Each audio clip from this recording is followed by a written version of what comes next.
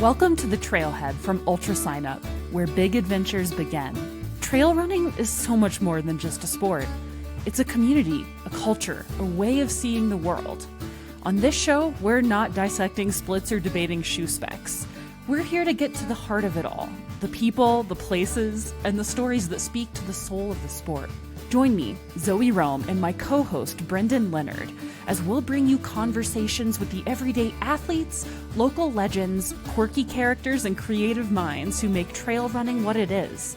Messy, joyful, gritty, and deeply human. Because it's not just about chasing finish lines.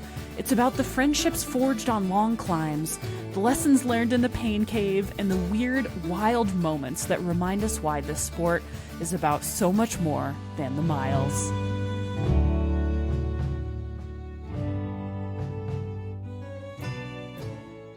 There, yeah.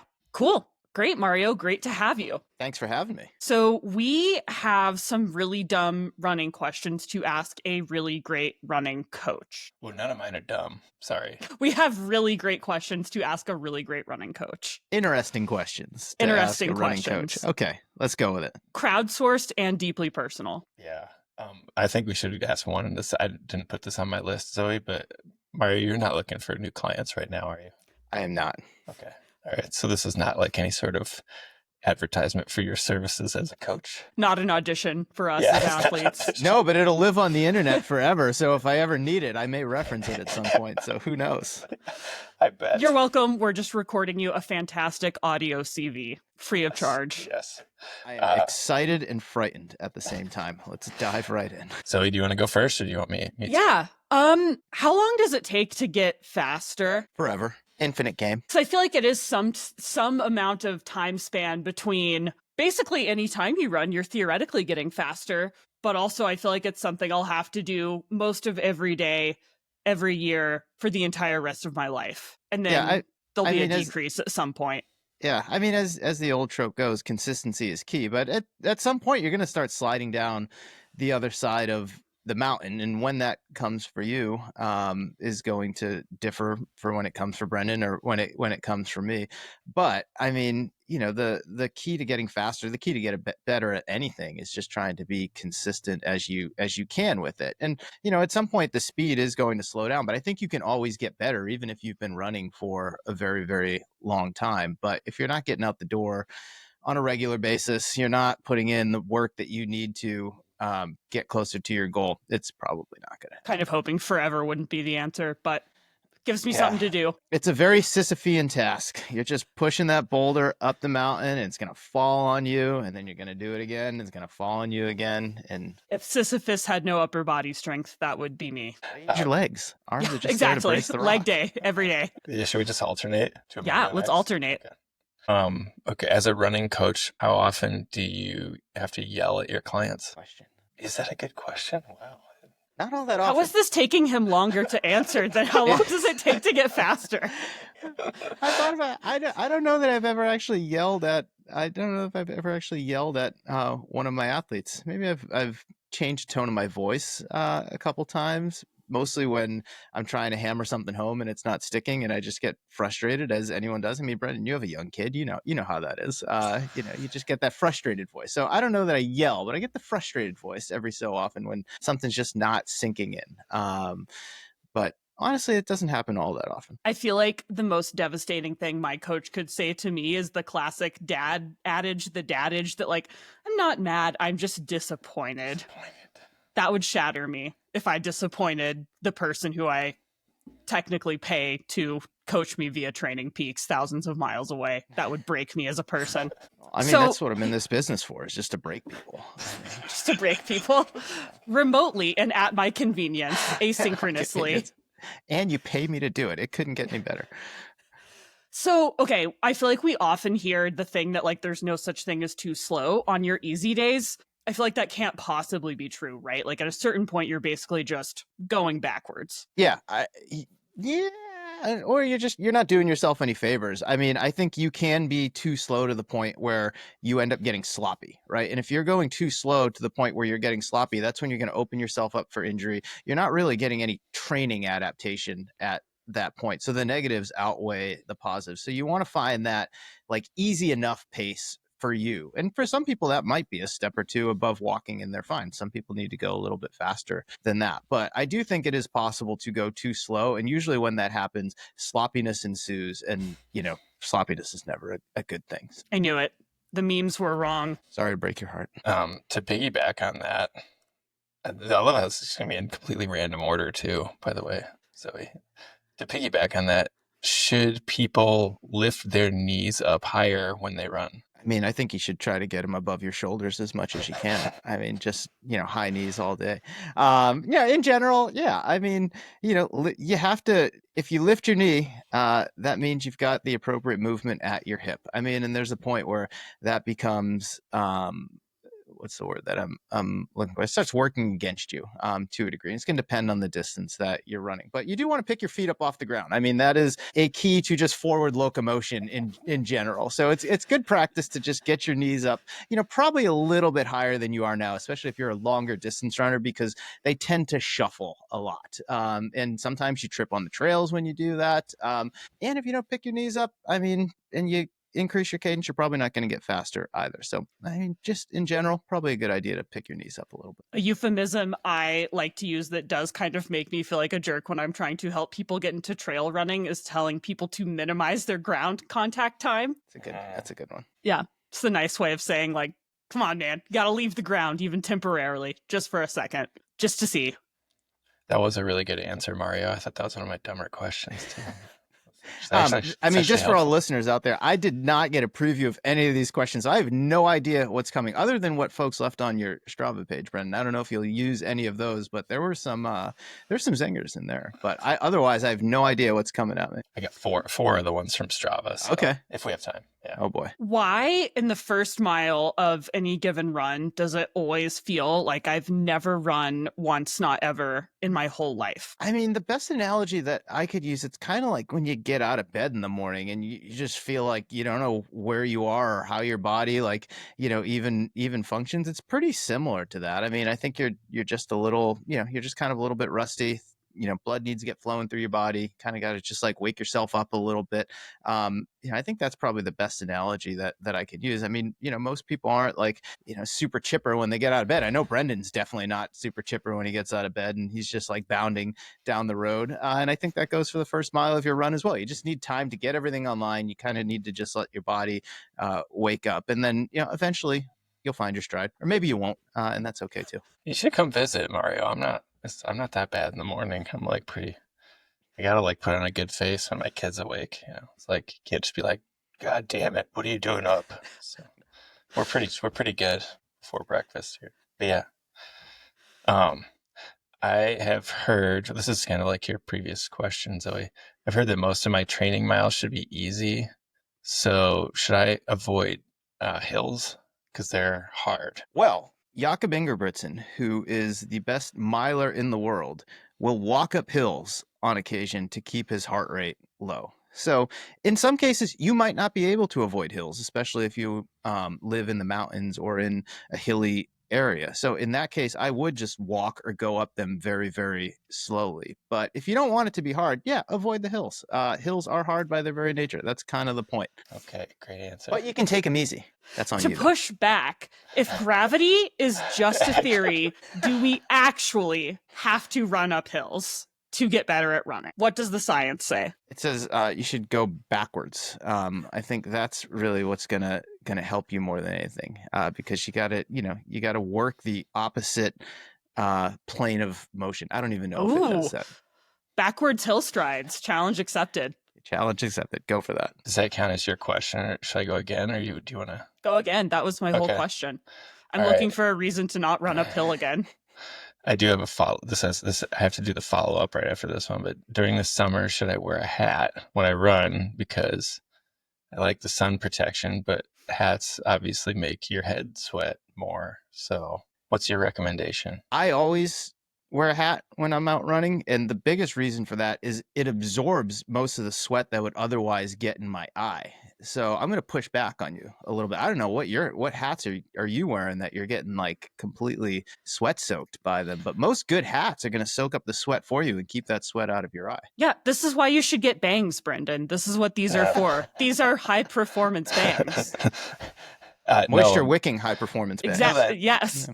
The hats are great, but like there's absolutely no hat that is cooler than not wearing a hat, right? Like it's like you could go full triathlete and go with a visor, and then you've got like ventilation on top, and that band is probably going to soak up at least some of that sweat. Yeah, you look like a fool. Okay. Yeah, it might work. Yeah. What is it with triathletes and visors? Why? Is it just like I absolutely have to signal that I'm in the midst of a chaotic divorce, or is there like a performance reason? I mean, I think it's just to let everyone know that I am triathlete. Yeah. Or do they come over from golf? Maybe. I don't know. Maybe not. Country club? It's possible. Yeah, like I mean, it's an affluent sport. Yeah. I think golfing is probably cheaper than being a triathlete. In some ways. For sure. Yeah. Oh, it might be. I mean, heck, even ultra running now, depending on what route you decide to go, could be more expensive than golf these days. Yeah. What kind of hat should I wear? One that covers your head. Okay, that's good. I mean, you got a big noggin, so I mean, one size may not fit all. Might need to go BL XL. Brendan like extra large. I thought you were maybe gonna say bucket hat, but it's not. It's not a bad idea. They're kind of in vogue these days. For some people. Yeah. Maybe. Yeah. I don't know if I could pull it off. Works for Jim Walmsley. Lots of things work for him that don't probably work for me. Bought a hat and moved to France, became a French citizen. We should challenge those assumptions, Brendan. I don't know. It's true.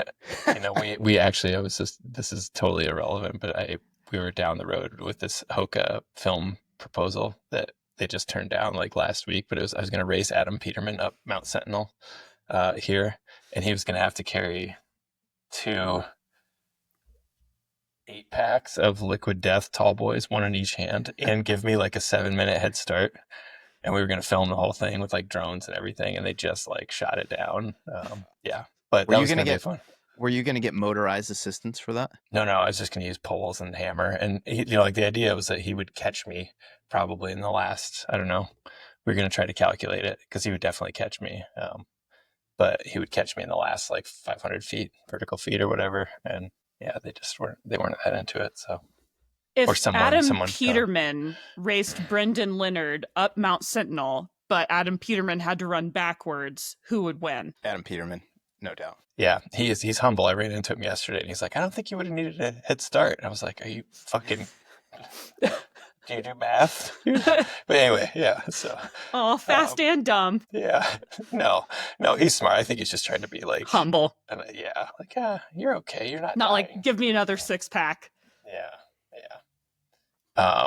Is it your turn then, Zoe, or does that count? That was my question. Okay. You happened to... I already had it written down and everything. It seemed like the right time. Okay. I was just wondering. So say I want to get faster at a particular Strava segment that's like a steep uphill trail where I normally run. Should I just run that segment over and over to get better and try hard every time? I think you should give Adam Peterman your GPS watch and have him do it for you. That's probably your best bet, especially since he's in town. I mean, it wouldn't be any skin off his back, but in all seriousness, that's a good way to go about it from a specificity standpoint. I mean, you need to know kind of where you are relative to that segment mark that you're trying to hit. And honestly, the first step would be, is it realistic to hit that segment, to be the KOM? In your case, I mean, it may not be. That's just not like, no, just get faster for me, not KO. No way. Oh, I thought you were going for a KO. Get faster for you. Sorry. Yeah.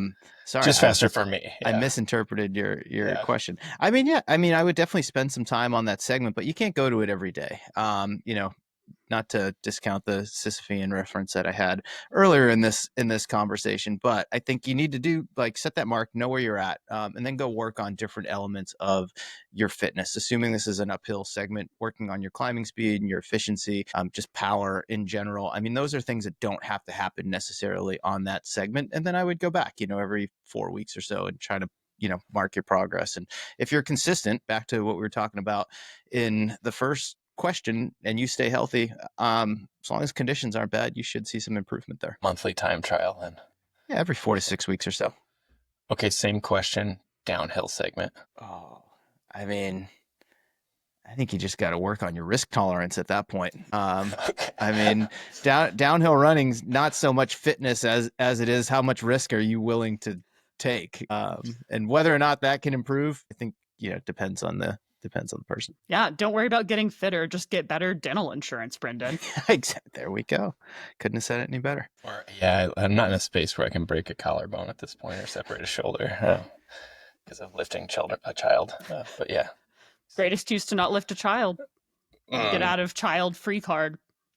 I don't know that's going to go creates over all sorts of no. That's as the only non-dad on the podcast, I guess I can make that joke. Oh, I am not a dad. Not either, a dad? Okay, then two non-dads overruled. I coach enough of them, though. I get it. Mario, how much running is too much running? Is there such a thing as too much running? I don't know. I mean, that's a philosophy major in me. Too much running. Philosophical answer and then like soft tissue answer, I guess. If it's causing you physical harm, that is obviously too much running. If there's a direct correlation between the amount of running you're doing and pain in your body, that is no bueno. You should probably run a little bit less or find some other activities to mix it up with. I also think too, if it's taking away from other things in your life that are important to you or should be important to you, like your family, like your job, like other interests, that's probably too much running. So I think just doing a check on yourself every so often to make sure that it's fitting well amongst everything else that you like to do that is important to you is also just a good way to gauge whether or not it's enough or if it's too much. Counterpoint, get a job that is about running. You know what's interesting about that? I know plenty of people, and I've been in this place myself, where I got a job that was in running, and I was actually running quite a bit less.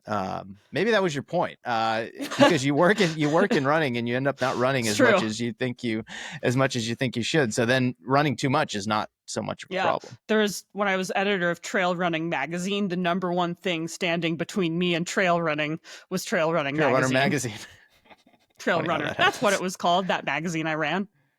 I just had this whole side thought about like football coaches versus running coaches and the fitness levels of each. And like, generally you don't expect a football coach to be able to run a mile, or even exercise. But like running coaches, you kind of would be like, you know what you're talking about here?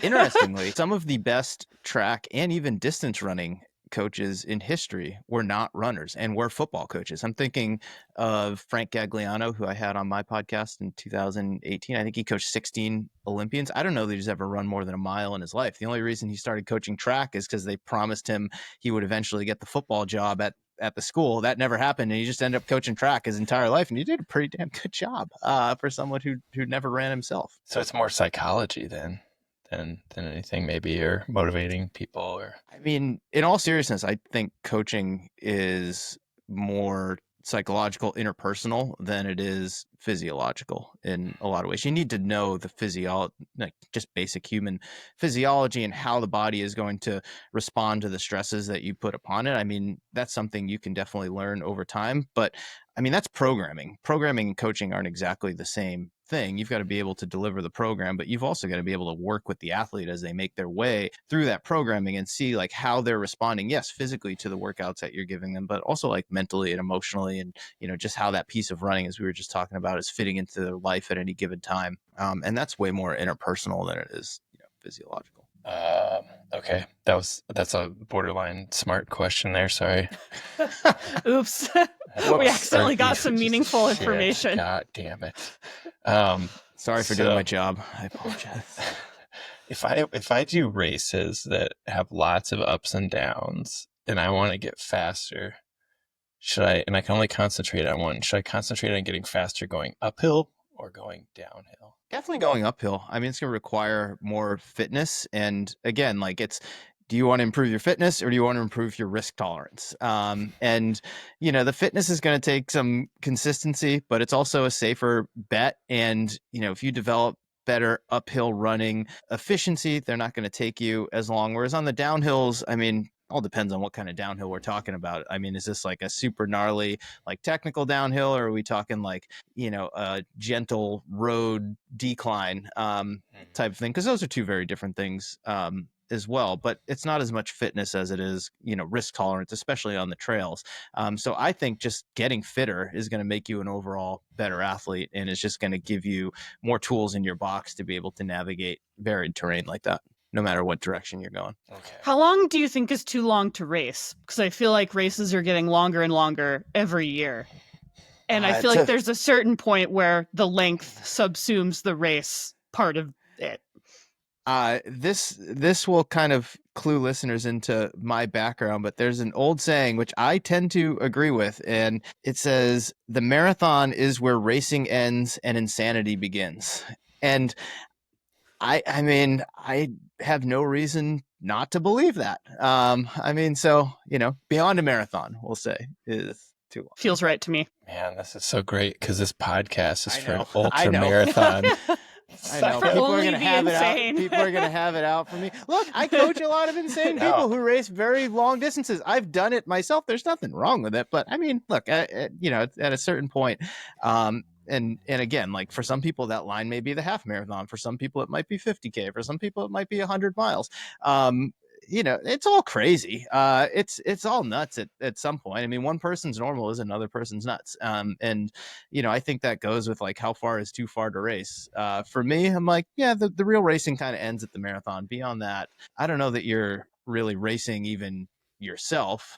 You're just creating more problems that you need to solve for a longer period of time. Is kind of what it comes down to. I am a huge advocate for ultra running being treated like very seriously as a sport, and I feel like my biggest enemy in that endeavor is ultra running, because consistently our world and culture keeps doing things to make that argument harder and harder to make. I just did this race over in Italy, and the aid stations were like the world's largest charcuterie board. They were like serving stew at these aid stations. People were sleeping at these aid stations.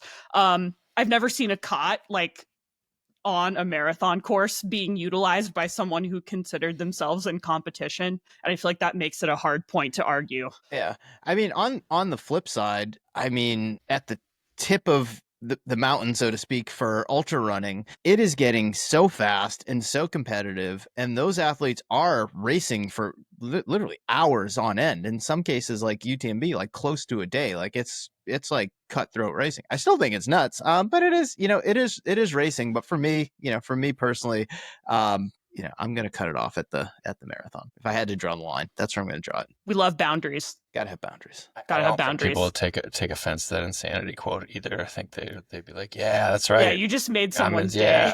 It's like a badge of honor. Okay. As athletes, we need sleep so our bodies can recover. But being awake is fun. That's actually a great segue from the last question, because a lot of these very long ultras, what do they cost you amongst other things? Sleep. That's nuts. I like my sleep.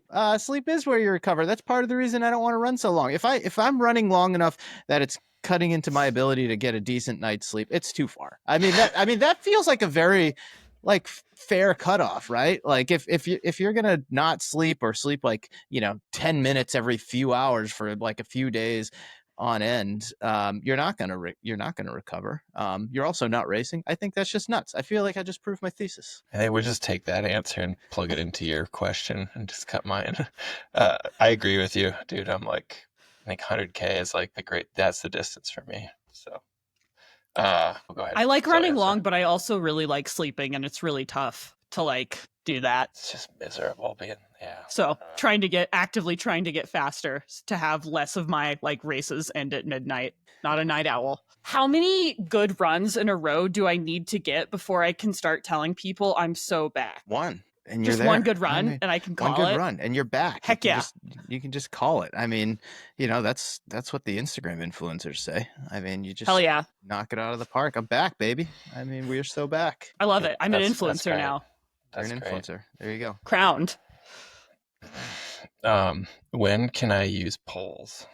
When you're trying to beat Adam Peterman up Mount Sentinel. amongst other things, you're going to need like a propeller and like some jet packs, that sort of thing too. I mean, if they're allowed in the race, I think you can use cross country. You should use poles in a cross country race. I mean, that'll just like throw off your competitors. They're not even going to know what's going on. They're just going to stop and look at you, and you're just going to scoot on by, and that's how you're going to place higher than everyone around you. So, 5K cross country, you can definitely use poles. You don't really need them on the track. You could probably stay upright on your own, but anywhere there's a hill, you could use poles. Hey, yeah, are they? They must be illegal in cross country races. Yeah, right? I mean, you definitely could not get away with that. I mean, in all seriousness, you should not need poles for a cross country race. I mean, I think a lot of it should be dictated by the steepness of the terrain rather than the distance. I mean, there's plenty of reason to use poles for a VK if it's steep enough, even though it's not that long of a race technically. But I also think there are 100-milers where most people probably won't need poles. So I think it just depends on the steepness of the race. Anything that's going to help kind of keep you upright, give you some balance, keep you safe. So I feel like in addition to all of these questions that you've heard so far today, there are some questions that communicate how novice the asker is. For instance, I feel like I often get the question like, how fast do you run on trail? Which could be anywhere from like a 6-minute mile to like a 48-minute mile, depending on the trail. Mm-hmm. What question do you hate being asked? What shoes should I wear? I get that all the time. I've gotten that forever, even when I worked in a specialty running shop. I mean, people just want to be told, what shoes should I wear? What pole should I buy? What race should I sign up for? All of these things. I mean, and for me, like that just kind of eliminates one of the fun things about running, even with something like shoes or, equipment or, distances. Go explore, try different things out. I think with shoes, you should try a few different things out to see what feels best on your foot, what is going to work best for you, because ultimately that is going to be the shoe that helps you to do what it is that you want to do. What race should I sign up for? It's like, well, what interests you? Try to explore that part of being a runner, and you might find that a race does not interest you, and you're like, well, I'm not going to do that again. Then you go look for something else, type of thing. But yeah, I mean, I hate the what shoes should I wear? It's just like there's no easy answer to that question. What's the best wife, Mario? What's the best husband? Who should I marry? What's the best one? Is it Jeff? You should marry Jeff. It's Jeff. And use my code Zoe84 to get 20% off at checkout. That one's for free. This is another kind of two-part question. Mm-hmm. How often do you recommend people run wearing a weighted vest? Look, there is zero reason that you should ever go out and run with a weighted vest. That is just dumb. It might make you feel cool or strong or like you're doing something that other people can't do. If those are, that's fine. But there's zero performance benefit to going out and running with a weighted vest. Follow-up question. You might as well just put ankle weights on and go do that. I mean, so yeah, wear your weighted vest and ankle weights, and you could probably even find a belt as well. Ooh, and that'll make we're talking. That'll make your next 100 feel so much easier, I promise. Sounds like never is how often you recommend. Okay. Follow-up question. When I put 3 water bottles in my vest and a couple other minimal items, it weighs 77 ounces or just under 5 pounds. Does that count as a weighted vest, or do I need to put more weight in it? That's essential equipment.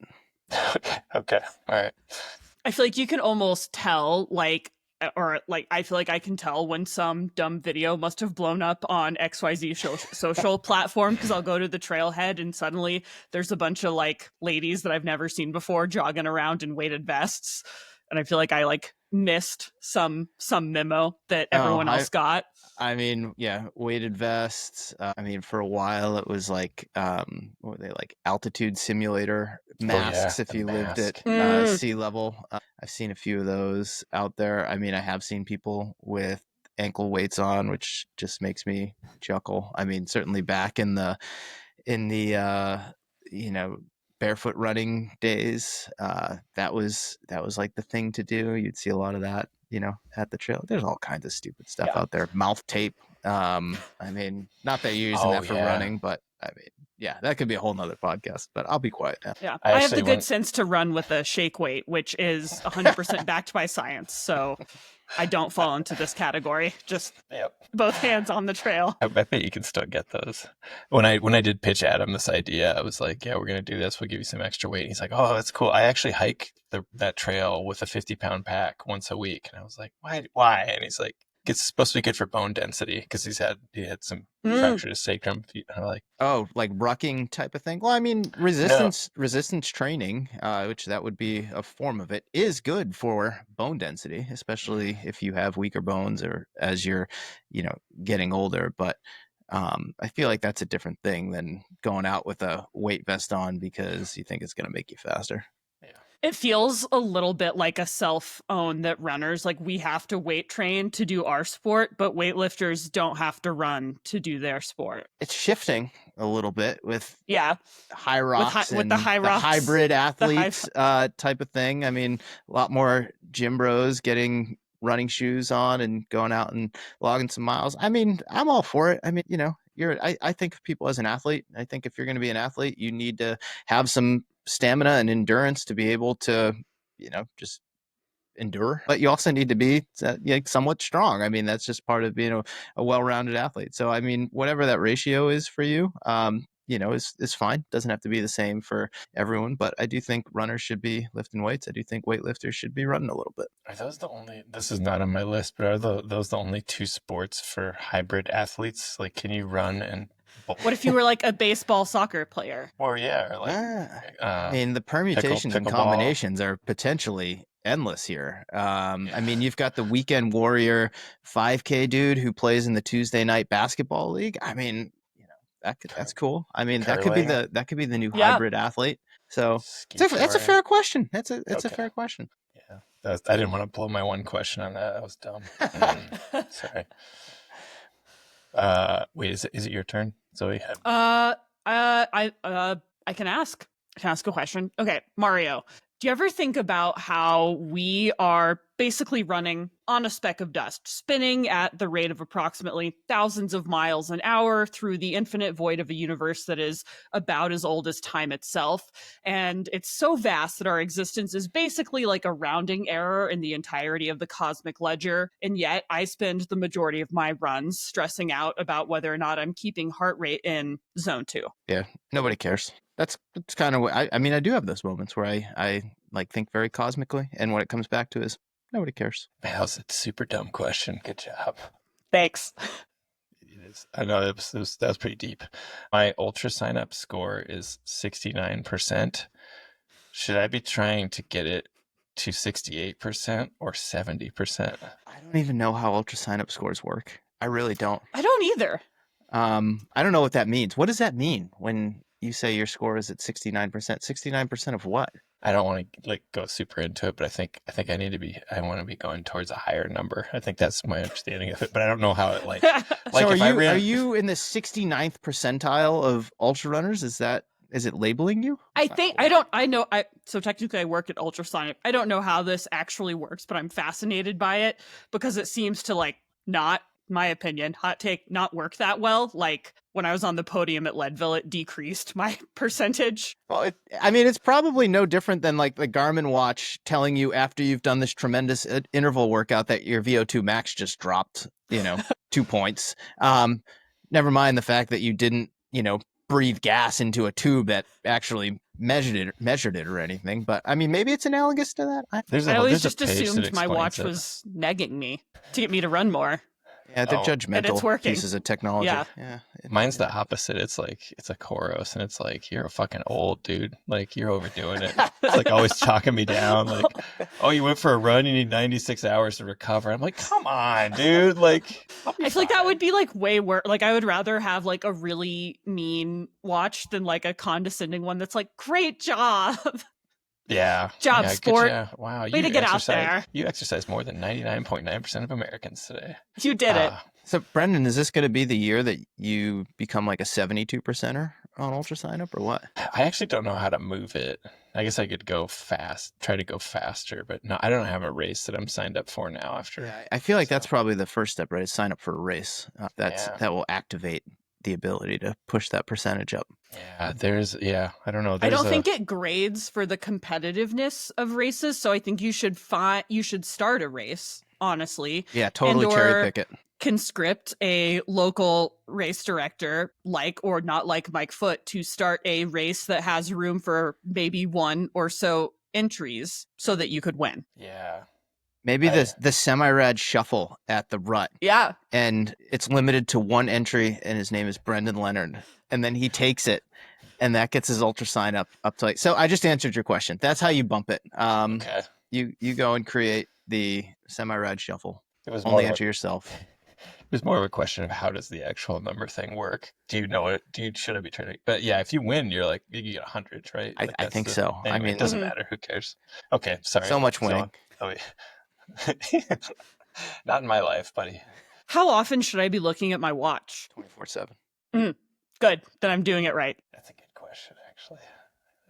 The honest answer is as infrequently as you can get away with it. I mean, the watch and the data that it's giving you should be a point of reference. It shouldn't be a prescription. I mean, I think you really want to be paying attention when you're training, when you're racing. How do I feel? Okay, based on that, like what adjustments do I need to make? Okay, when I feel this way, usually I see a heart rate at this number, or if I'm on flat ground, I see a pace at this number. So it just kind of gives you some reassurance, like, okay, I'm in the right place, or I need to make some kind of adjustment. But it shouldn't be like completely prescriptive, and you're just playing to. I mean, essentially, then you'd just be playing numbers the entire time, and you don't want to be doing that. It'll drive you crazy. So, like, watches have a bajillion million data screens nowadays, right? Like, it can show you your instantaneous pace, your average pace, your descent, like your snack alarm, like the approximate GPS location of the Holy Grail, how far you have left to run in any given workout. What data screen should I actually have? Like, what should I be paying attention to? So it's going to depend on who you are and what you're training for and what data points are most important. But I think you should pick no more than 4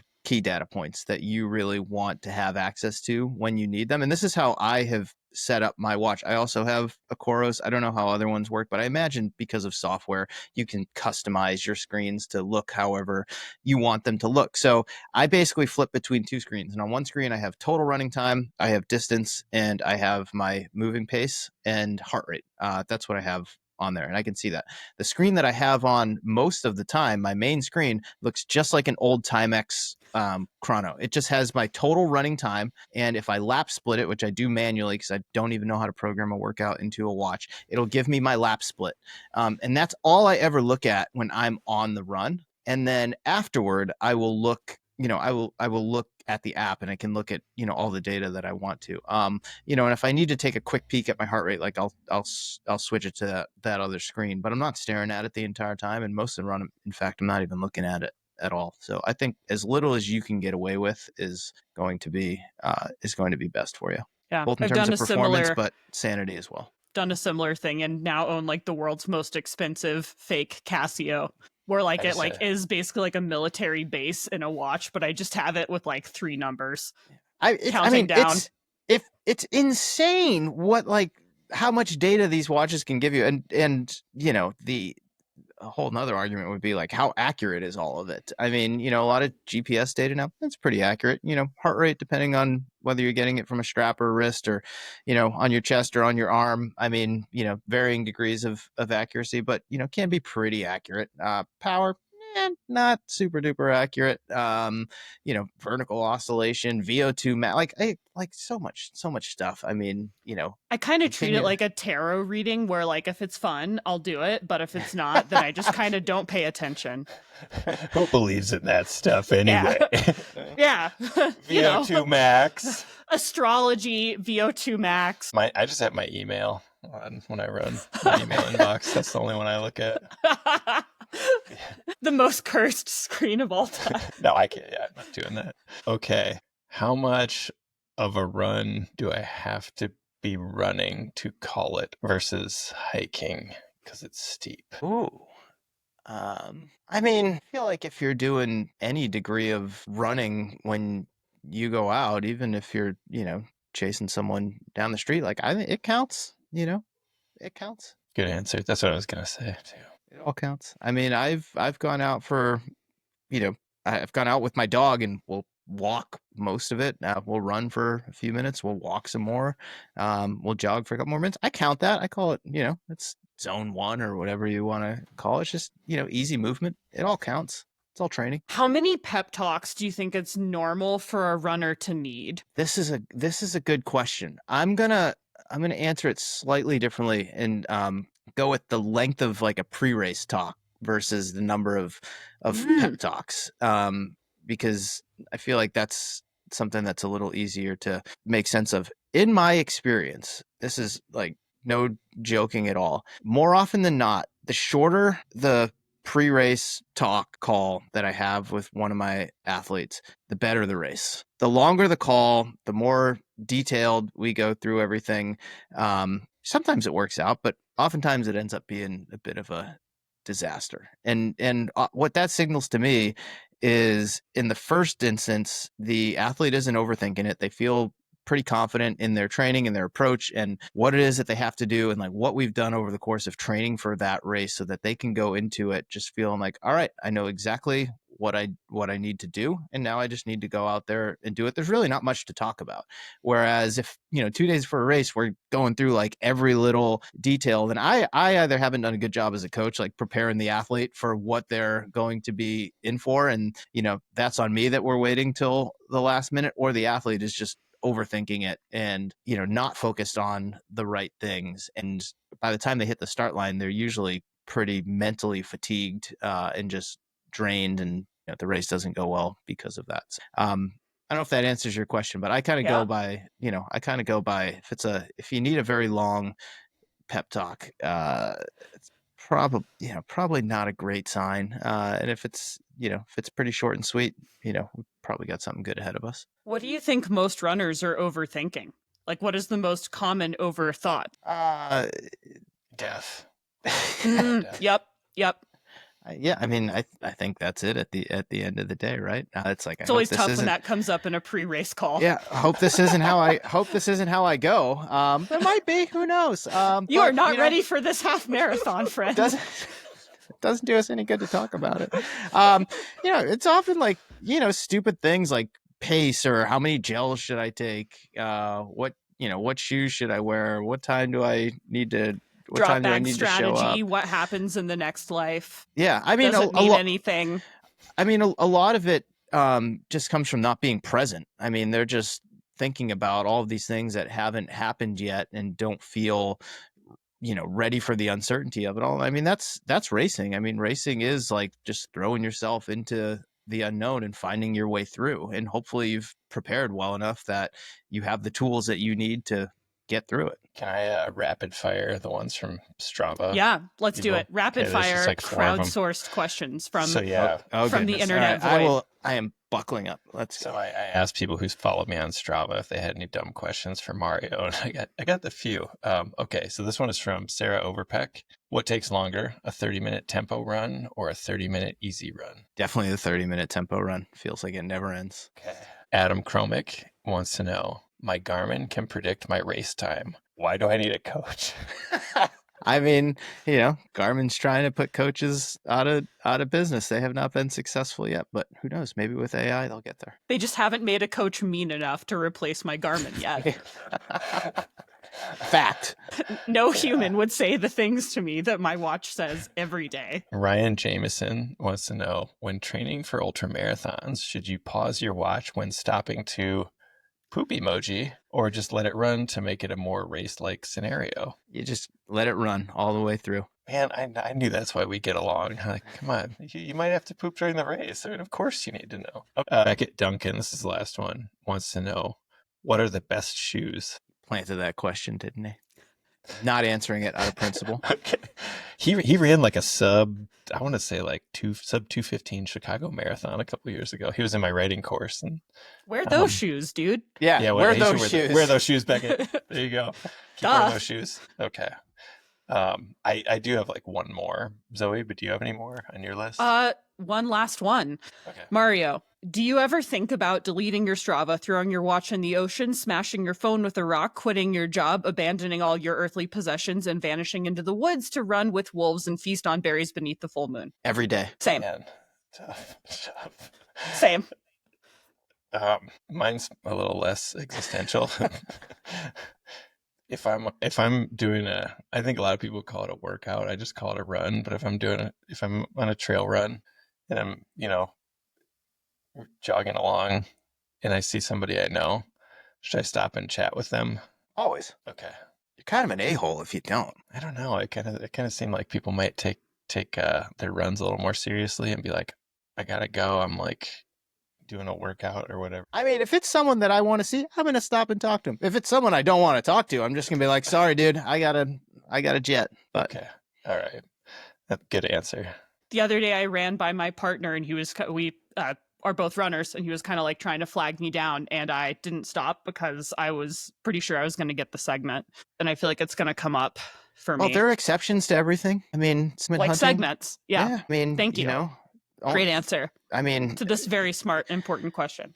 I mean, if you're going for the QOM or the KOM, I mean, you only get so many chances at that. You gotta make hay while you can. Yeah, in a relationship, you'll find another partner. It's fine. Yeah, there's plenty. Strava segments limited. Plenty of fish in the sea. Yes. Boy, yeah. Okay, I have one other one that my wife brought up in the kitchen before this, and this is something I know that she and I both do. Is it appropriate to decide on a random goal halfway through your run and then try really hard to get to it? Like, I bet I could get home before an hour is, up, or I bet I could get to the top of this peak in less than 45 minutes if I really hustle now, even though I wasn't doing shit the first half of the run. I bet I can get this QOM, wave my partner off before we both get home. And I was so close too. Yeah. I mean, yeah, I don't think there's anything wrong with that. I mean, sometimes that can just add some excitement to the run, give you something fun to focus on, give it a little bit more meaning, challenge yourself in a way. And sometimes that comes out of necessity. I mean, I have a friend of mine who his second kid is less than a month old at this point, and he'll head out the door and he's like, I got to be home by 8:00, and maybe he had to stop and, go pee behind a tree, and that cost him, 45 seconds or something like that. And then he stopped to say hi to his friend because you're an a-hole if you don't. And that cost him like another 90 seconds. He's like, oh my, I got to be home in the next like 15 minutes. Okay, I guess I'm doing a tempo run, and he'll just hammer for 15 minutes. He gets a good workout and he's home on time. Everybody wins. So no problem with that. So arbitrary goals in the middle of runs, thumbs up. Thumbs up. 2 thumbs up. All right. Well, this has been great. Thank you for joining us. Those are all of my extremely dumb questions. I actually do feel smarter, though. This was one of the funnest coaching-related podcasts that I've been on, so thank you both. I enjoyed it. You're welcome. Sometimes we're a little too serious. And here I feel like we kind of walked that line pretty well. We were like kind of serious, but sometimes not so serious, but put out a lot of good information. I think people will benefit from it. So appreciate you having me on. I appreciate you saying that so I can send that clip to my boss. Yeah. No, that's what we're doing here, right, Zoe? I mean, like, we're not trying to be that serious. Do you want us to mention the newsletter? Newsletter's best. I mean, that's the best place. I mean, I spend like very little time on the socials. Newsletter's the best place to get anything I'm putting out. People can just reply to the email and say, hey. So wow, comment old now school. On Substack. I mean, yeah. Send a messenger pigeon. That's the next Smoke step. signals. Yep. Or run off into the woods and run with the wolves, Yeah. Well, I'll see you out there, Mario. Thanks so much for joining us today. Thanks for having me.